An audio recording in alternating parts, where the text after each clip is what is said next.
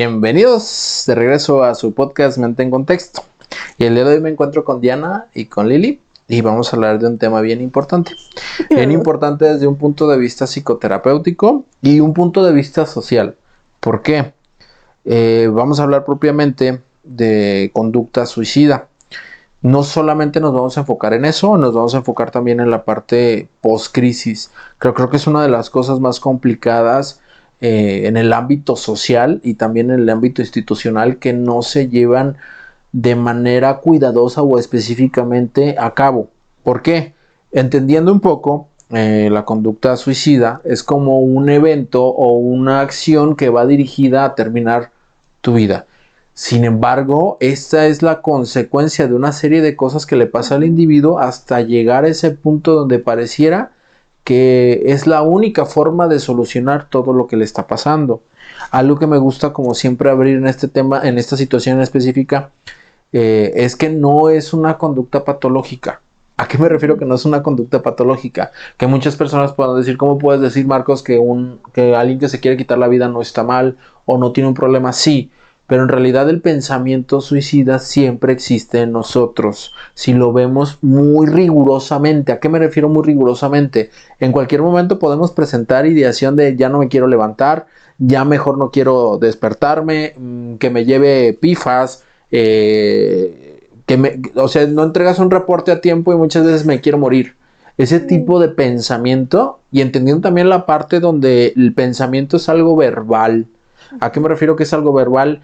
La única diferencia entre el pensamiento y el hablar es que el pensamiento ocurre dentro de nuestro organismo o dentro de nosotros, o lo que coloquialmente decimos mental, y el hablar pasa afuera. Entonces, paulatinamente estamos haciendo verbalizaciones referente a la muerte. Sin embargo, no lo consideramos un problema en el día a día. Lo consideramos problema cuando ya la persona cae en cuadros severos de angustia, de vulnerabilidad, de esta parte de miedo, incluso de enfrentarte a un contexto sin las herramientas adecuadas, y volteamos a ver la muerte como esa puerta asequible, apacible, y entendiendo desde un punto de vista que no es la solución. No sé qué piensan ustedes. Bueno, Diana. Yeah. ¿De qué? No, sí, y de hecho es que hay mucho tabú en la sociedad junto a hablar del suicidio. O sea, al momento de hablar del suicidio es como un tabú que muchos ocultan y es como que no se tiene que hablar de eso. Entonces también por eso las personas no hablan. Inclusive los hombres son con más tendencia a tener suicidios que las mujeres. Que tiene que ver también una parte del contexto. ¿A qué me refiero al contexto? El hombre está determinado en una... Siempre termino con esto, ¿verdad? Pero en un esquema, una estructura machista o patriarcal a resolver. Y muchas veces hay cosas que no vas a poder resolver en tu contexto. Entonces, para resolver de manera efectiva y directa, muchas veces quitarte la vida es, pues es la única, es lo más efectivo. Ojo aquí con las palabras que estoy utilizando porque vuelvo otra vez al tabú. Muy probablemente este video no llega a muchas personas porque empezamos diciendo suicidio. Y este tipo de cosas hace que se cree un velo de una conducta que tendríamos que normalizar en el aspecto de voltemos a ver qué está pasando. No de que hablar de ello condena a la persona que lo intente. No de hablar de ello hace que el evento exista. No pasa. O sea, si no hablamos de ello no deja de existir. Y también partiendo desde la situación de que este fenómeno está creciendo. Este fenómeno, anteriormente, por ejemplo, cuando empecé a estudiar yo, decían que el suicidio era bien raro en niños. Pero ahorita ya lo estamos viendo cada vez más, cada vez más. ¿Hay diferentes variables que afectan directamente a que lo intenten? Sí. ¿Que probablemente tengan que ver con la tecnología? También. Pero eso simplemente vino a hacer visible un problema. Porque también aquí me voy a meter también. Ya estoy en arenas movedizas bien cabrón. Ya, chingue su madre, Simón. Lo que en su momento llegó a tabulizarse, con el tabú del suicidio, de que es que quieren llamar la atención. Uh-huh. Verga, güey, a veces es la única manera en que le puedes voltear a verlo. Y creo que ese es el punto específico que quiero tratar el día de hoy en el podcast. Porque de repente volteamos a ver las noticias y alguien se quiso tirar de un puente. Volteamos a ver las noticias y alguien se aventó a las vías del tren. Ese tipo de situaciones, cuando se logran contener, no quiere decir que desaparezca el problema. ¿A qué me refiero con que se logra contener? Tienes ahí a los rescatistas, tienes a un policía que la hace de héroe, que se lanza y evita que la persona se lance al vacío. Ves a la persona que alcanza a darle el agarrón a la persona que quiere aventarse al tren y no lo logra. Y todo queda ahí como socialmente como de ¡hey, lo lograron! Y después, ¿qué pasa? Después, ¿qué pasa con esa persona que la solución más efectiva que encontró para todos sus problemas fue aventarse al vacío, fue aventarse al tren? Volteamos a ver como el expediente y sí, lo metieron en un psiquiátrico. Una semana porque la institución o el gobierno no pudo pagar más. Y la reinserción a su sistema pasado, porque ahí se contuvo la crisis. Dijo, ya, pues pasó lo que tenía que pasar. Regreso, sí, más tranquilo, pero con los mismos problemas. O no sé si más tranquilo, pero por lo menos medicado. También con el juicio que existe con una persona que lo intenta. Pásale el micrófono. Dilo, ¿cómo no? Dilo, ándale. Del juicio que existe con las personas, bueno, hacia las personas que lo intentan después de... Que justo va a ese tema, porque volvemos otra vez a ponerlo en su familia y en su familia lo van a voltear a ver, que ojo aquí, también me voy a meter, pero bueno, a raspar muebles. No llevamos ni 10 minutos. No, llevamos 7 minutos y ya. Es que regresan a su contexto y normalmente lo que pasa en el primer mes, ¿qué pasa? Ay, no, pobrecito, y cuídenlo, y esto, y no lo dejen, exacto. Y ay, sí, y de cierta manera pareciera que estas conductas lo único que están haciendo es reforzar que la persona lo vuelve a intentar cuando caiga en crisis. Porque no se tiene el cuidado necesario, porque si la única manera que yo tengo de encontrar la atención del círculo, de que me traten bien, de que me traten con calidez, de que me traten con amabilidad, es el intentar atentar contra mi vida, ¿qué crees que va a pasar? Exactamente. Y que muchas veces tendemos solamente a juiciar lo que decía Cassandra. El hecho de que es que lo intentó porque no es fuerte. Lo intentó por la generación de cristal. Todo este tipo de juicios que hace la sociedad, lo único que hace es aumentar más la problemática que se está gestando durante años. Porque si llevamos un punto donde el mismo juicio tiende a tener una parte bien importante en la decisión que tomamos todos nosotros el día a día. Tú te vistes por una situación en específico, probablemente, y aunque digas, no, yo me he visto así porque quiero, el gusto tuvo mucho que ver con las interacciones sociales que tuviste con tu círculo cercano, tu trabajo, tu estudio, tu pareja, tu carro. Todo ese tipo de situaciones, aunque querramos separarnos de decir, güey, yo lo hago independientemente, parte de una base donde formaste gustos en base a tu contexto. ¿Cuál es el punto específico que quiero llegar? Si los gustos se forman así, la conducta suicida va a existir por ese mismo contexto que asocia el hecho de que la manera menos dolorosa de resolver el problema puede ser atentar contra tu vida. Y allí está el problema. El problema no está en que lo intente. El problema está en qué lo llevó, en qué lo arrastró, en qué lo vulneró para llegar ahí. Que después del intento se vuelve a reinsertar esta persona en ese contexto en específico. ¿Qué probabilidades tenemos de que no lo vuelva a intentar? ¿Qué piensas? Pues que sí es como importante esta parte del contexto y de a dónde llega después de estar, por ejemplo, en un psiquiátrico, ¿no? Porque empieza justo lo que decía Diana de la victimización. Lo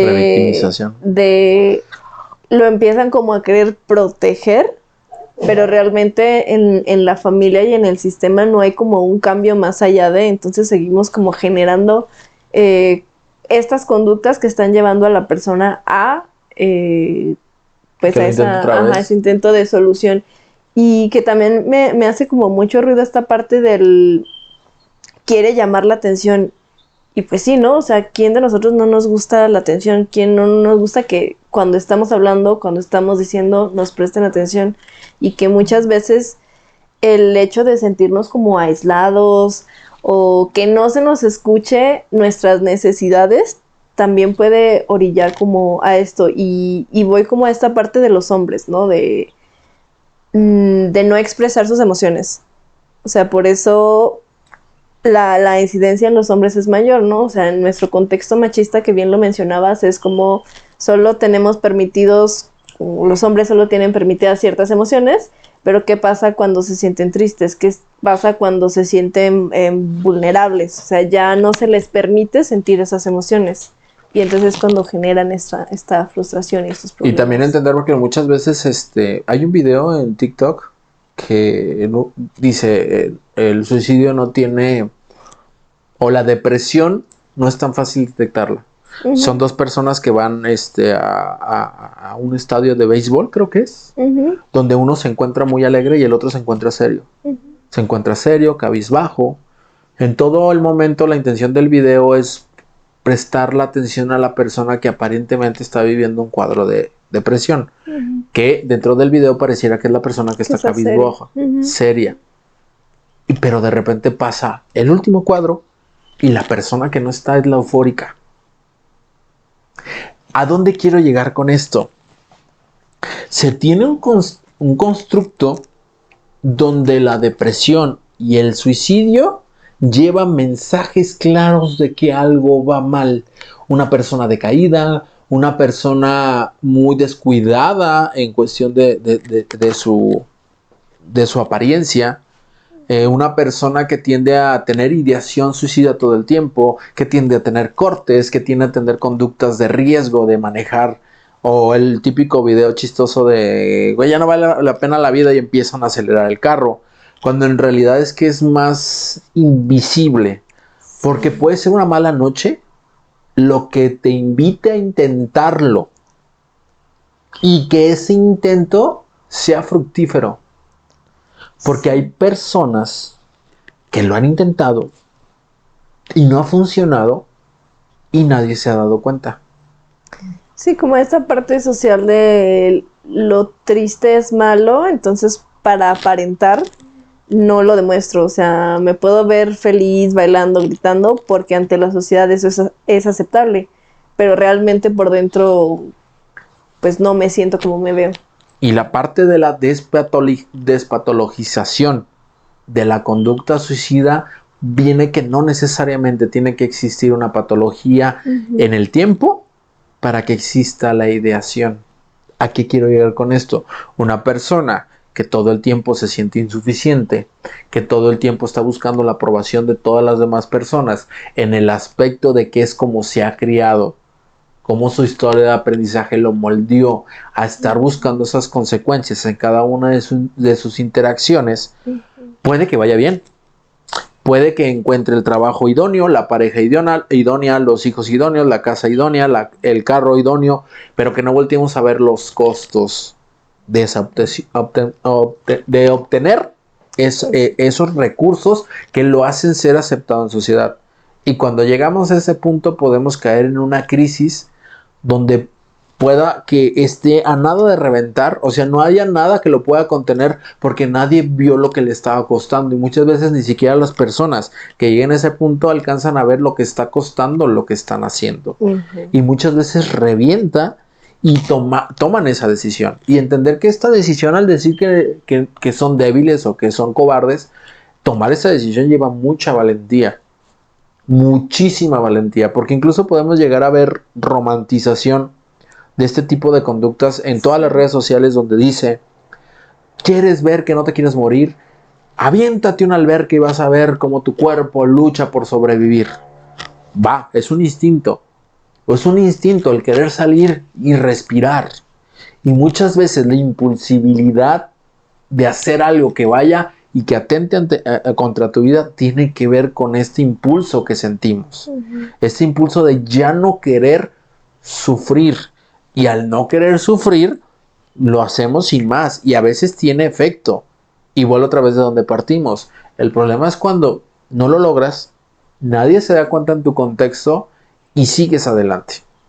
Y al seguir adelante hay mayores probabilidades de que lo vuelva a efectuar. De que lo vuelva a efectuar. De que en un momento llegue a hacerlo efectivo y que su contexto es que no lo vimos venir. Y entender esta parte o bajar la culpabilidad del contexto en el aspecto de que muchas veces es bien difícil identificarlo por las máscaras. Por el no me gusta que las personas me vean vulnerable. Sí. Entonces parto de una idealización de lo que se debería de hacer, de lo que soy, de lo que el contexto me está pidiendo. Y que el costo en la cama, el costo en el baño, hablando en temas de rumia, empieza a crecer horriblemente. La culpa, la desesperación, el miedo, el rechazo, la vergüenza, que todo eso se hace un cóctel dentro de nuestras noches de sueño o bañándonos, que podemos llegar a, por ejemplo, voy a poner un ejemplo claro en cutting. ¿Qué es el cutting? Las personas que se cortan. De repente todo va bien, de repente todo va excelente, ese día estuvo todo bien, pero entramos al baño a bañarnos y en el baño muchas veces dejamos a nuestros pensamientos ser libres y empezamos a pensar y te acuerdas lo que pasó hace 2 semanas y como te acuerdas de lo que pasó hace 2 semanas que fue bastante desagradable para ti, todo lo que pasó bien durante todo el día pasa a segundo plano, empiezas a pensar en todo eso y entonces volteas a ver y ves unas cuchillas de rastrillo. Como sabes que es la única manera de bajar tu dolor emocional, lo vas a hacer. Vas a utilizar esa conducta poco saludable para regular tus emociones. Y ahí se empieza, y es igual con la conducta suicida.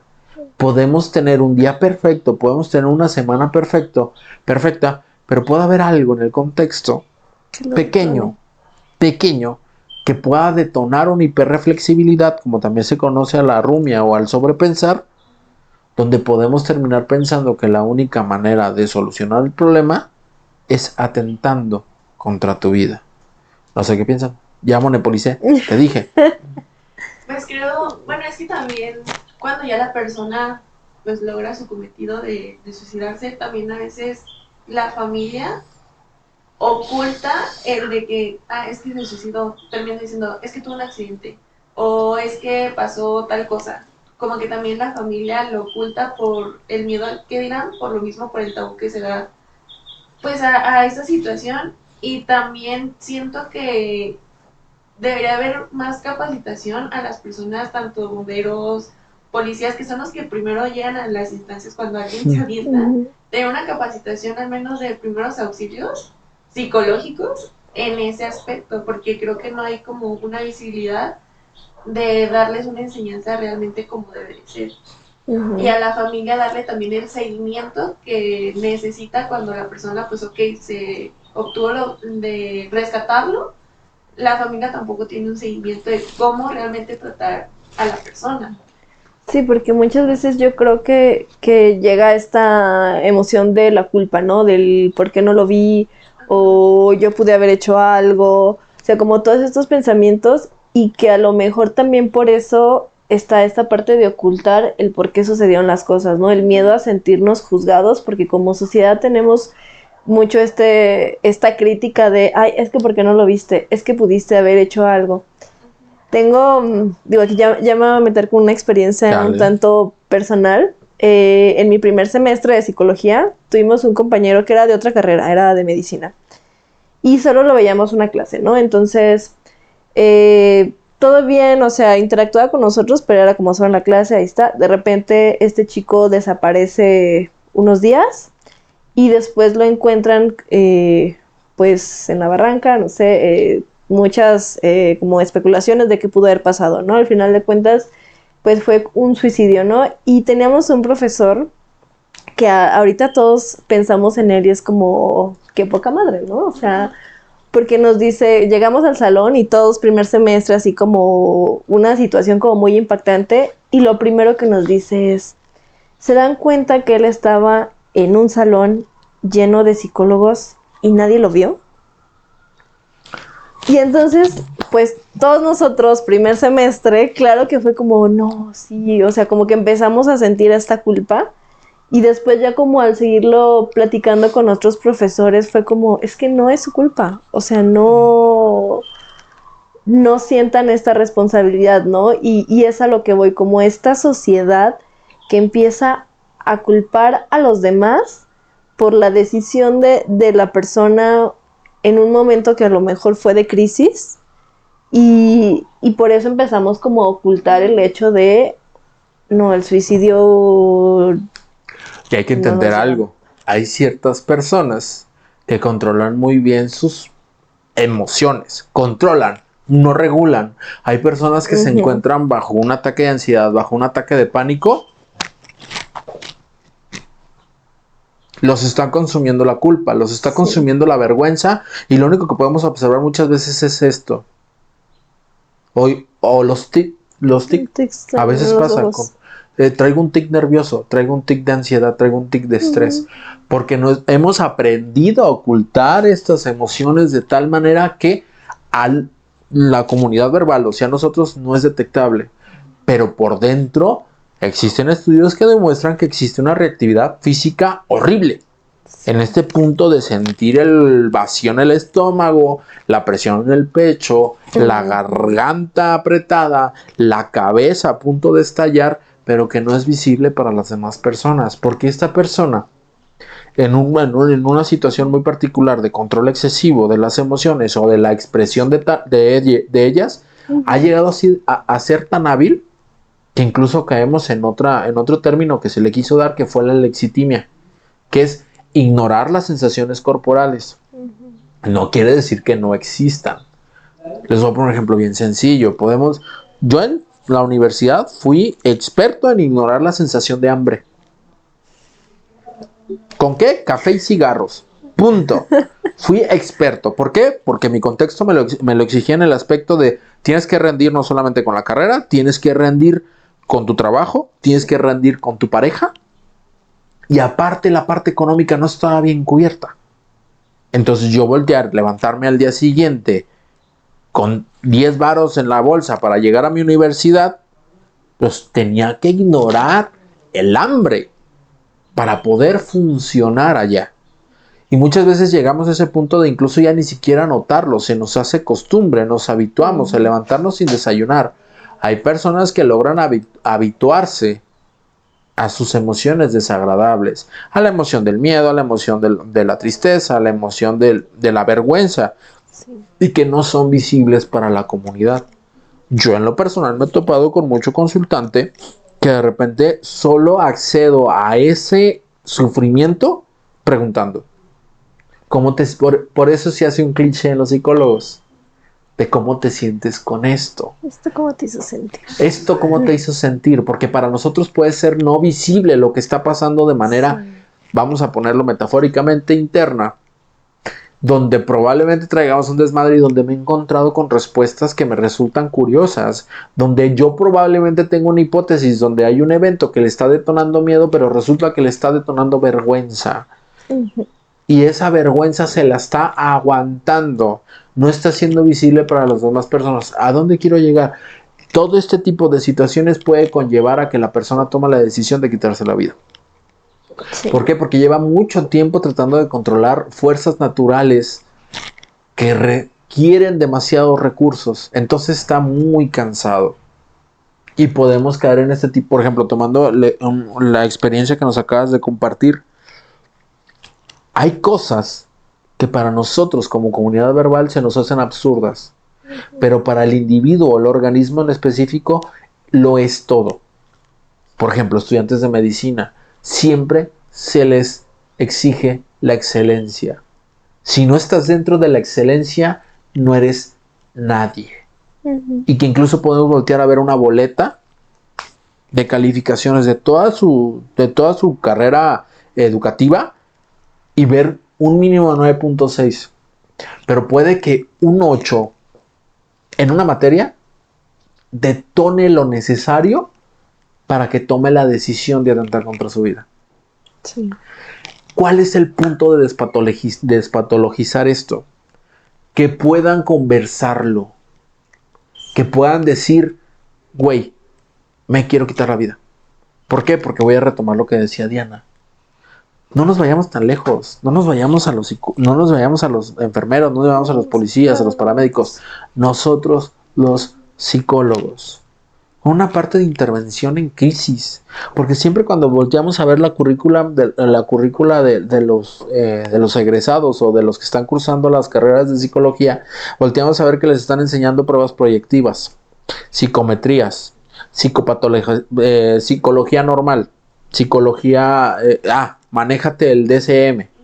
Son cosas que no son funcionales cuando de veras estás frente a una situación complicada. Si tratáramos la conducta suicida como lo que es, una conducta más que puede estar sustentada sobre principios de aprendizaje, podemos lograr tener una mayor efectividad sobre eso. Porque también caemos nosotros, los psicólogos, en darle como este velo de ser complicada la conducta suicida. Cuando te metes tal cual, te das cuenta que es como otra conducta que, si haces las cosas de manera adecuada, va a dejar de evocarse en ciertos contextos en específico. Porque una de las situaciones muy particulares que quiero ahorita mencionarles es como la vez que traté conducta suicida en el canal, lo hice con un suiciólogo, una persona que está estudiando el evento del suicidio. Okay. Y que incluso su discurso era: si llega un consultante, deríbalo con conducta suicida, deríbalo. Entiendo la responsabilidad de derivar, entiendo la responsabilidad de no sentirme capaz y derivar, pero hay un enlace que podemos perder entre tu derivación y que llegue a las personas correctas, que puede significar la vida para él. Porque el tú expresarle a la persona que ese caso está fuera de tus manos puede generar la creencia o idea o pensamiento en la persona de que lo suyo es intratable. Porque el hecho de que haya llegado a tu consultorio muchas veces trae un contexto donde dicen: él te va a ayudar, él es el bueno, él es el chingón, es muy buen psicólogo, a mí me ayudó. De su contexto familiar llega, se sienta en tu consultorio como psicólogo y tú le dices: no te puedo ayudar. Podemos detonar en el consultante una idea de que nadie lo puede ayudar. Entonces acrecentamos la probabilidad de que esta persona lleve a cabo la conducta suicida con efectividad. ¿A qué punto quiero llegar? Precisamente, la capacitación de los psicoterapeutas en conducta suicida es necesario. No necesitamos una especialización. Es una conducta que se presenta dentro de nuestros consultorios. Sí. El atenderla con claves específicas y que, ojo, no vamos aquí, hay situaciones que nos van a sobrepasar y podemos derivar. Tampoco quiero caer en esa de no lo derives, trátalo tú. Sí, pero hay que saber cómo. ¿Por qué digo que hay que saber cómo? Muchas veces es que yo le dije que no tenía que ver conmigo, que tenía que ver con información. Pero pasa algo bien curioso: cuando una persona está en crisis y tú no logras identificarlo, para la persona solamente le resonó algo de lo que tú dijiste y se disoció lo demás. En el momento en que tú dijiste no te puedo atender, puede que esa persona, en términos coloquiales, se haya anclado esa palabra: no te puedo atender. Y que, como en las películas, todo lo demás suene como aturdido. Y nada más te veas tú como queriendo ir. Y la persona por dentro nada más le esté resonando: no te puedo atender, no te puedo atender, no te puedo atender. Necesitamos la capacitación para saber que eso está pasando. Decir: cabrón. Porque vuelvo otra vez a lo mismo, sin caer en la culpa, sin no sernos responsable. Muchas veces damos por hecho situaciones. Porque regresando también a tu historia, yo le hubiera regresado la pregunta a ese profesor: usted es el licenciado en psicología, usted es la persona que está a cargo del grupo, ¿por qué no se dio cuenta usted? Porque a veces no estamos capacitados. Y que, ojo, también se trata de que muchas veces no va a ser tu responsabilidad. Es un compañero de escuela, pero si es tu hijo, si es tu papá, si es tu mamá, si es tu hermano, si es tu primo, si es tu amigo, si es tu pareja, si es tu consultante, preguntar es necesario. No hay consulta, bueno, normalmente siempre lo hago en primera consulta. No hay consulta en la cual yo no pregunte ideación suicida. Y que, ojo, no llego y preguntando, porque también corremos el riesgo de que nos echen mentiras.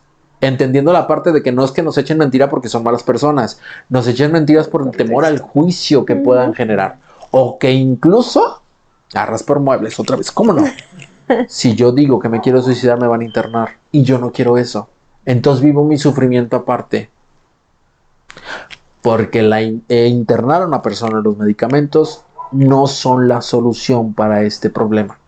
¿Quieres una solución real a este problema? Es la concientización de la sociedad, normalizando los pensamientos suicidas, como normalizamos el no querer ir a trabajar. Porque podemos caer también en el no juicio de no querer. ¿Cómo que no quieres ir a trabajar? Pues qué chingo vas a comer, o no eres un adulto funcional. A veces, güey, hoy no traía ganas de levantarme, güey. La neta, traigo ganas de morirme. Y que, ojo, lo primero que hacemos es, no pienses eso, piensa positivo. Negarlo. O, ay, no, eso es muy cobarde. O negarlo, así de hacerte pendejo, así como de, no sé qué dijiste, te ignoré, te cambié de tema. Cuando en realidad lo que tenemos que hacer no es decirle, no pienses en eso, o a ver, cuéntame, ¿por qué piensas en eso? Es, ¿qué te pasó? ¿Qué te pasó para que pensaras eso? Unos pedillos por ahí. Simón, ¿qué pedillos? Porque también resulta algo bien curioso. Son herméticos en la información. A ver, ayúdame con eso de herméticos. ¿Cómo te ha tocado a ti? ¿Y tú? Sí, ¿cómo no? Sí. Ey, ajá. Pues justamente con un paciente que está presente. O sea, pasa mucho de que es como de que saben la situación cuando me han dicho como que siento esto y creo que es por esto y yo les trato como de rebuscar, es como que y como que ellos solitos agarran el cojín así, es como de pues es que y te dan vuelta. Simón. Entonces es como que tengo que volver a agarrar, aunque no quiera, pero tengo que volver a agarrar la misma pregunta hasta que él me suelte lo que está realmente pasando. Y también de hacerle saber que no es, o sea, que nunca lo estoy juzgando, sino que más bien es para ayudarlo. Porque pasa mucho de que es como que, es que si te digo me vas a regañar. Y es como, yo no te voy a regañar. O sea, yo te voy a escuchar y voy a tratar de empatizar contigo, pero en ningún momento te voy a regañar. Y también entender que esas conductas tienen cierta función, porque por ejemplo ahorita que lo dices perfecto. O sea, el hecho de hablar del suicidio puede que la persona empiece a generar cuadritos de Rumi y de sobrepensar de qué. Uh-huh. Cuando hablan del suicidio, recuerdan todo lo que le ha dicho a su contexto. Y entonces, pues de hecho hay un video, ¿de quién es? Jair creo que se llama. Del que estábamos, no estábamos hablando ayer. Ay, se me olvidó el nombre de este güey. Mi mente solo piensa Jair, el de la academia. No, Jair, el de la academia, no. No, es un cuate que hace videos muy graciosos, que llega de repente, en su caracterización, llega y dice, ay, cómo me gustaría estar muerta. Y su mamá empieza a... ¿Ya te acordaste de quién? Amigo. ¿Quién es amigo? Bueno, el punto es de que llega así como de, ay, cómo me gustaría estar muerta. Y la mamá empieza, para eso me gustabas. Nomás no haces nada en la casa y ya estás queriéndote morir y la chingada. ¿Qué son este tipo de pendejadas? Y es como de... Y se va. Ese tipo de cosas pasa también aunque no esté la otra persona. ¿A qué me refiero? No le digo a la otra persona que me quiero morir. Porque entonces viene una situación donde me voy a sentir regañado, expuesto, juiciado, que va a aumentar mi sufrimiento. Entonces evito. Me quedo callado. Esa parte en terapia es bien importante porque nosotros como terapeutas tenemos que tener lo más sensible posible cuando nos quieren evitar. ¿Y por qué? No quieres hablar de suicidio, pero es algo que te está pasando. ¿Por qué no? Porque me duele. Sí pasa. Sí pasa que te duele. Pero pregunta, una de las cosas que yo hago en terapia.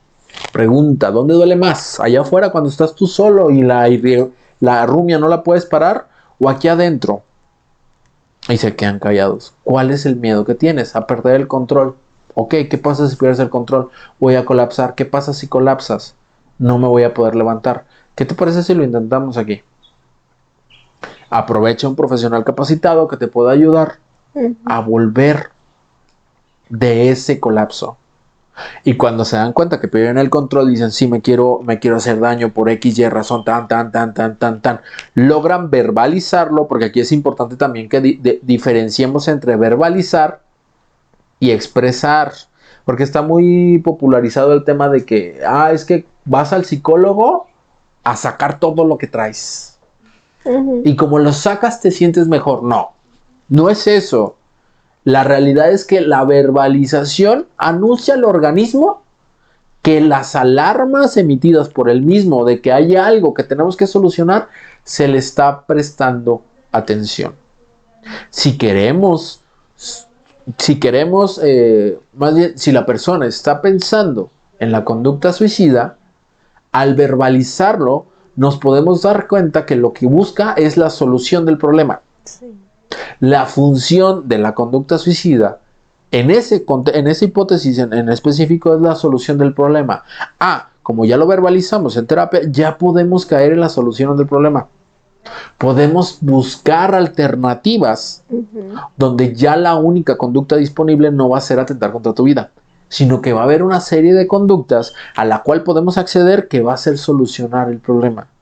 Entonces empieza a difuminar la ideación suicida. Y que, ojo aquí, el decir que vamos a extinguir por completo la ideación suicida, no sé si sea tan real, porque van a seguir existiendo. A mí me encanta esta experiencia con una de mis consultantes, que la manera en que logró evitar tanto la ideación suicida y el intento suicida fue el aceptar que en cualquier momento se puede quitar la vida.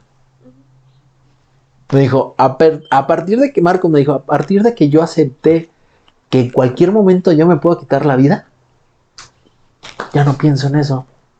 Al contrario, me dieron más ganas de vivir. Y uno pensaría, a ver, ¿cómo que aceptar que en cualquier momento puedes quitarte la vida te va a hacer más saludable? En ese contexto en específico, sí. ¿Por qué? Porque era la única conducta en la que tenía control la consultante. La única en quitarse la vida. Todo lo demás no. Todo lo demás lo controlaba a su contexto. Todo. Juicios, no sales, no hay permisos, vístete así, vístete asá, tienes que hablarle a tal persona, no salgas con tal persona. El único control que tenía era sobre quererse quitar la vida. Eso era lo único que no podía controlar, su contexto. Entonces, al aceptar que en cualquier momento podía quitarse la vida, aceptaba el control que tenía sobre su vida. Y que le daba esta sensación de que ya estoy controlando esto, puedo acceder a vivir una vida plena. Jalo. Y que muchas veces en este tipo de situaciones de repente se ve que todo el mundo piensa que la conducta suicida está mantenida o aparece a partir de eventos traumáticos. Puede ser una verbalización de cualquier persona. Puede ser eventos muy específicos. También recuerdo a un consultante que parte de la ideación suicida tenía que ver con un maestro. Un maestro que todo el tiempo, primero le hizo sentir sexualizada, segundo, le hizo sentir que no era suficiente, y tercero, las violentaba horrible a todo el salón. Pero fue muy significativo por su momento vulnerante. Entonces, cada vez que escuchaba algo que emulaba a ese maestro, entraba la sensación de quererse hacer daño y de querer llevarlo a cabo.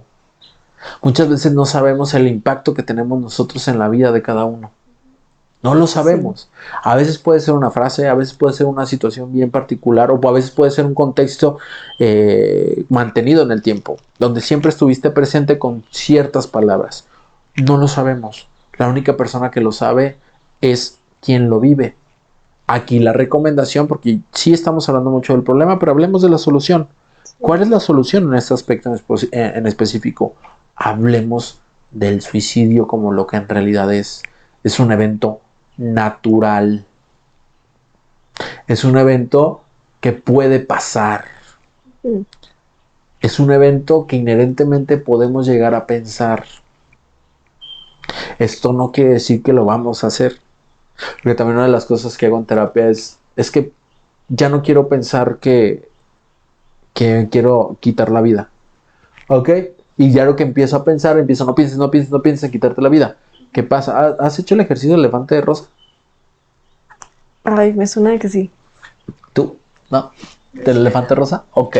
Allá, auditorios. Ustedes. Auditorios. No, auditorio. ¡Ay! Tú, Yael. No piensen en un elefante rosa.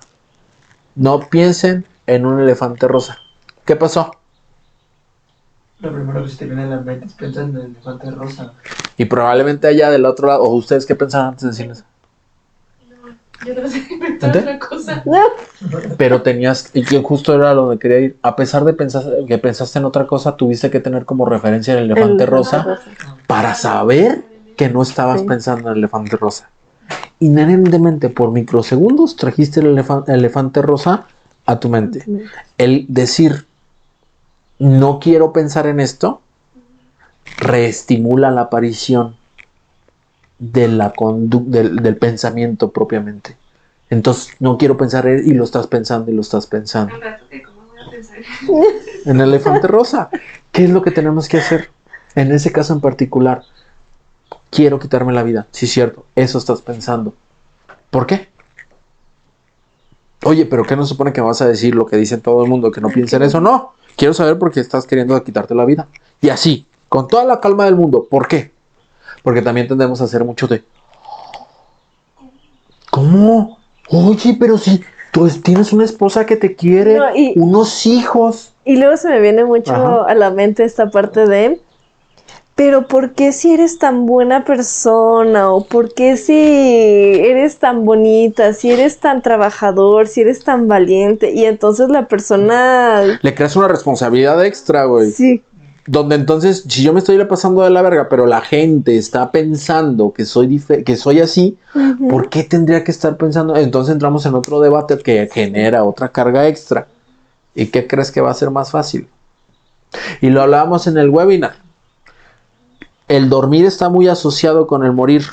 ujú, Porque en el dormir, incluso hay un TikTok, yo me lo paso mucho en TikTok, como pueden ver. Hay un TikTok de una maestra de kinder que la otra vez se supone que llega un niño y le dice, no me acuerdo si en una red social, y que el niño le dice, oye maestra, ¿y si el dormir es como Netflix? ¿Cómo que como Netflix? Sí, ya ves que Netflix te pone un mes de prueba gratis para saber si ya accedes a la plataforma, sí. ¿Y si el dormir es una prueba gratis del morir?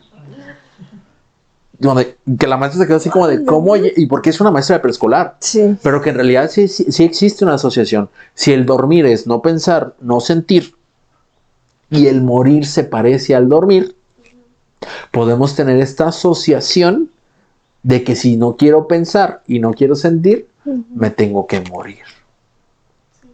Y podemos llegar a ese punto en particular. Mucho de lo que tenemos que hacer con personas que están pasando un proceso complicado de vida que los hace voltear a ver una conducta que atenta contra su vida es sentarte y literalmente preguntar ¿qué pasa? Es que me quiero quitar la vida. Entiendo. ¿Qué pasa? ¿Qué pasa allá afuera que te hizo pensar esto? Quitemos el juicio del medio. Probablemente te digan, si eres mamá o papá y tu hijo sea, probablemente digas que me sobreexiges. Ahí es donde tú como papá vas a tener que amortiguar y decir, bueno, ¿por qué? Porque lo más probable es que seas víctima de tus aprendizajes y digas, no, ¿por qué? Si yo nada más estoy pidiendo lo mínimo necesario. actuar a la Lo mínimo defensiva. necesario. Yo voy, me rompo. No se trata de ti. Se trata de él. ¿Por qué piensas que te sobreexijo? ¿Qué de mi conducta te está haciendo sentir que te sobreexijo? Y que es bien complicado. Porque también pasan parejas. ¿Cómo que te quieres quitar la vida? Que no te importa. Y la culpa. Sí. Mucho. Que no. También que dicen de... Perdón, pero... No, adelante, por favor. Pero, voy a decir, hay un paciente que me decía, es que todo el mundo me decía, piensa en tus hijos, y piensa en tu mamá, piensa en tu trabajo, vas a dejar a tus hijos separados, y él dice, o sea, sí, pero ¿quién piensa en mí? O sea, ¿en quién fregados le interesó realmente lo que estoy sintiendo? O sea, nada más me dicen, piensa en los demás, piensa en fulanito de tal, y es como, ajá, Y yo, pero yo soy la persona que me estoy sintiendo mal. porque incluso cuando caemos en ese discurso, a veces podemos estar empujando a la persona que lo intente. ¿En qué aspecto? piensa en tus hijos, estoy pensando en ellos. Ujú. Como estoy pensando en ellos y yo veo que el que yo esté mal les afecta, Les genera un problema. si yo no estoy, van a estar mejor sin mí. Mi pareja y yo peleamos todo el tiempo. Si yo no estoy, la va a pasar Va a mejor. tener un problema menos. ¿Cuál es la invitación particular en esto? Pregunten. Quítense el juicio y el tabú. Probablemente la van a pasar mal, tías Simón. Sí la van a pasar mal. Porque el hecho de que les diga la otra persona de que la está pasando mal porque tal vez no está entrando a la universidad o no tiene el trabajo que quieren, probablemente para ustedes va a sonar nada porque, no sé, vivieron la revolución. No sé, güey, no sé, alguna mamada que se inventen de eso. Está bien, son otros tiempos. ¿Por qué? Porque ahí literalmente la revolución estabas sobreviviendo. No creo que ya esté vivo nadie de la revolución, ¿eh? 1917, ya tendría más de 100 años. Y sí, no creo que me estén viendo. Pero bueno, entendieron el ejemplo. Ajá, entendieron el ejemplo. Pues en esta parte donde en ese momento, si tú quieres hacer algo con la persona que está dentro de este cuadro, se trata de ella, no de ti. Ujú. Es que yo lo viví peor, sí, güey, está bien. No nos interesa ahorita. Ahorita lo que nos interesa es que hay una persona enfrente de ti que está pensando realmente en que la solución es quitarse la vida. Sí. Y solo así vas a poder hacer algo por esa persona que te importa. Es importante que lo diga Simón. ¿Por qué? El sistema no está preparado para este tipo de situaciones. Sistema de salud, sistema universitario no está preparado para las postcrisis. ¿Qué es una postcrisis? Cuando ya pasó el intento, cuando ya se solucionó el intento y ya después se le regresa a su lugar. Porque ahorita se me viene a la mente también un ejemplo de una persona violentada por su esposo, intenta llevar a cabo el suicidio, no lo logra y el esposo mágicamente se volvió en el esposo ejemplar. Todos los días en el hospital, le llevaba, le hacía todo el love bombing, te voy a arreglar y todo esto. ¿Cuánto creen que duró? No, sí duró hasta eso, el vato sí, 3 meses. Pero ya después. Y después, ¿qué pasó? Todo lo que hizo durante esos 3 meses se los empezó a echar en cara a él, a ella. A ella. ¿Haciendo qué? Pues claro que lo voy a volver a intentar, cabrón, porque es la única manera que encontró para aliviar su sufrimiento.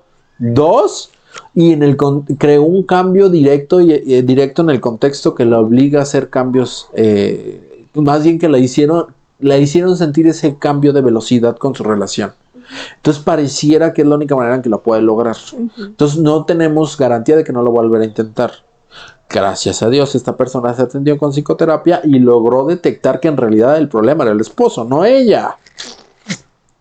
Y que va en esa parte también del juicio. ¿Por qué? Porque el deshacerse o divorciarse o el separarse de su esposo generaba, ¿qué creen? Juicios en la familia. ¿Y qué va a decir mi mamá? ¿Y qué va a decir mi suegra? ¿Y qué van a decir mis vecinos?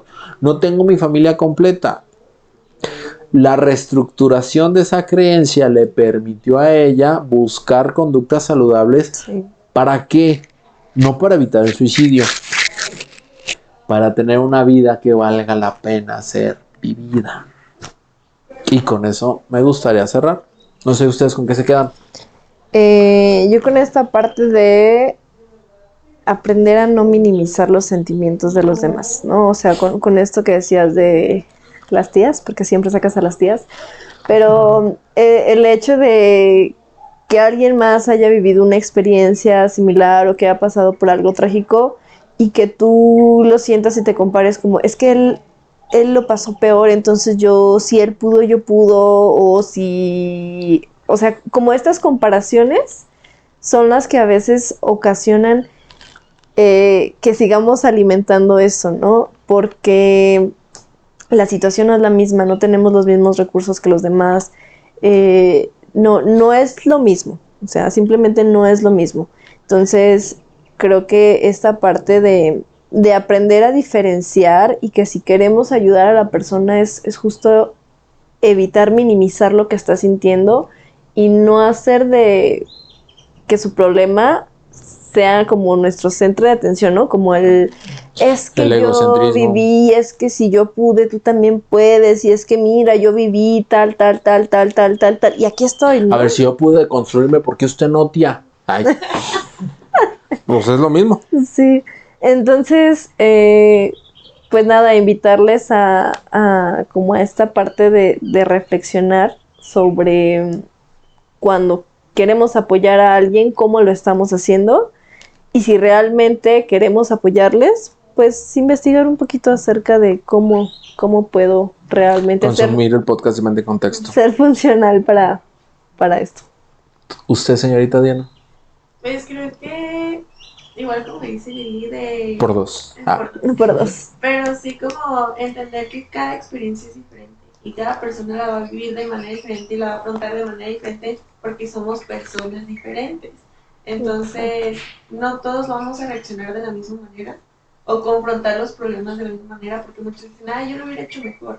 O es que hubieras visto, pero es que lo vemos desde fuera, no desde el problema cuando ya estamos ahí.